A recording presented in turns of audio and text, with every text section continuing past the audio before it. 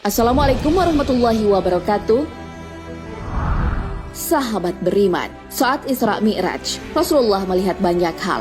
Salah satunya, Sidratul Muntaha. Namun Rasulullah tak dapat mendeskripsikan detail pohon tersebut.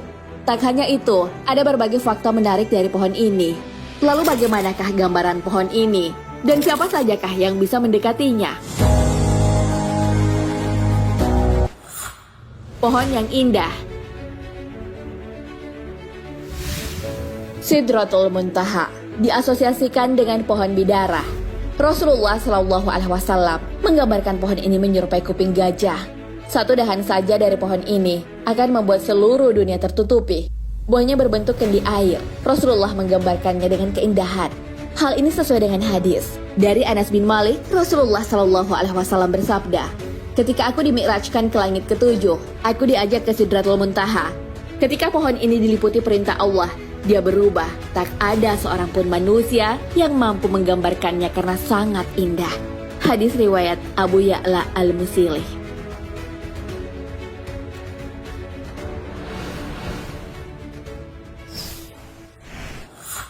Sidratul Muntaha terbuat dari emas. Pohon ini juga digambarkan terbuat dari emas, dahannya dari zamrud dan rubi.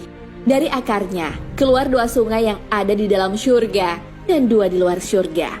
Sungai luar yang dimaksud adalah sungai Nil dan Eufrat. Jarak antara ujung bawah ke puncak pohon ini adalah 150 tahun perjalanan. Bahkan, penunggang kuda melintasi bayang-bayang pohon ini selama 100 tahun. Hal ini sesuai hadis Rasulullah Shallallahu Alaihi Wasallam. Dari Asma binti Abu Bakar radhiyallahu an, beliau mendengar Rasulullah Shallallahu Alaihi Wasallam menjelaskan tentang Sidratul Muntaha. Orang yang naik kuda baru bisa melintasi bayang-bayangnya selama 100 tahun. Atau 100 penunggang kuda bisa dinaungi bayang-bayangnya. Di sana ada laron dari emas, buahnya seperti kendi besar. Hadis riwayat Tirmizi.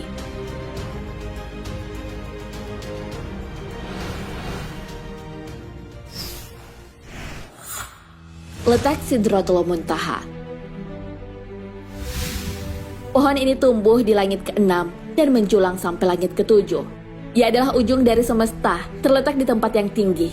Hal ini sesuai dengan hadis Rasulullah Shallallahu Alaihi Wasallam. Sidratul Muntaha adalah pangkal dari semua yang tinggi. Hadis riwayat Ibnu Mas'ud. Sidratul Muntaha juga berdekatan dengan syurga.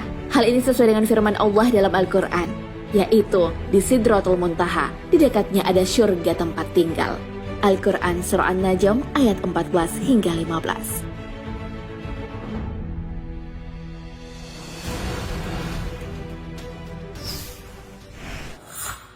Pengunjung Sidratul Muntaha. Saking istimewanya tempat ini, tak ada yang bisa masuk, bahkan malaikat Jibril pun. Namun Rasulullah Shallallahu Alaihi Wasallam menerima perintah sholat di tempat ini. Saat Isra Mi'raj, malaikat Jibril tak bisa mengantarkan Rasulullah Shallallahu Alaihi Wasallam ke Sidratul Muntaha. Hal ini sudah disebutkan Ibnu Abbas dan para ahli tafsir lainnya. Dinamakan Sidratul Muntaha atau pohon puncak karena ilmu malaikat puncaknya sampai di sini. Tidak ada yang bisa melewatinya kecuali Rasulullah Shallallahu Alaihi Wasallam.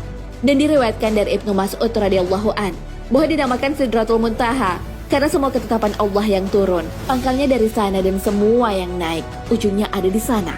Ta'liqat ala Sahih Muslim.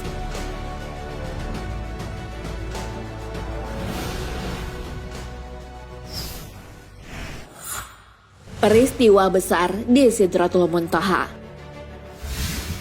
Ada dua momen penting yang terjadi di tempat ini. Yang pertama, di tempat ini Rasulullah Shallallahu Alaihi Wasallam melihat Allah secara langsung, namun hanya dalam bentuk cahaya. Pendapat mengenai ini didukung sebagian ulama.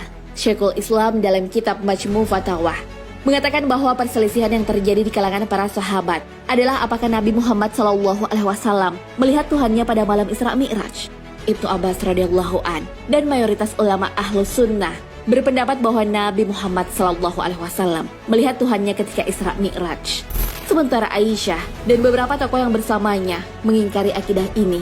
Penegasan tentang Rasulullah melihat Allah diperkuat oleh Abu Hurairah. Beliau ditanya oleh Marwan bin Hakam, apakah Nabi Muhammad SAW melihat Tuhannya?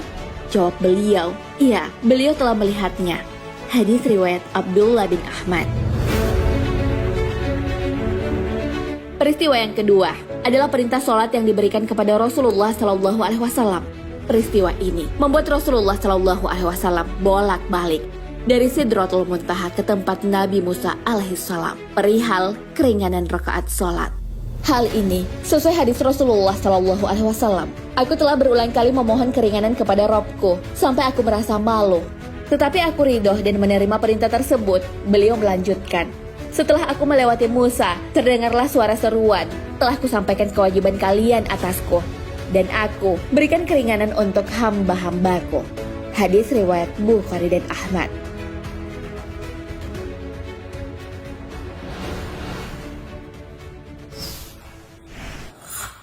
Jumlah daunnya sama dengan makhluk hidup.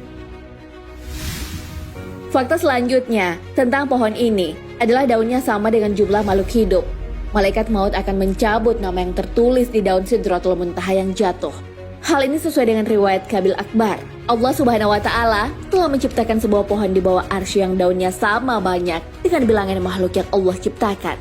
Jika seseorang itu telah diputuskan ajalnya, umurnya tinggal 40 hari dari hari yang diputuskan, maka jatuhlah daun itu kepada para malaikat maut.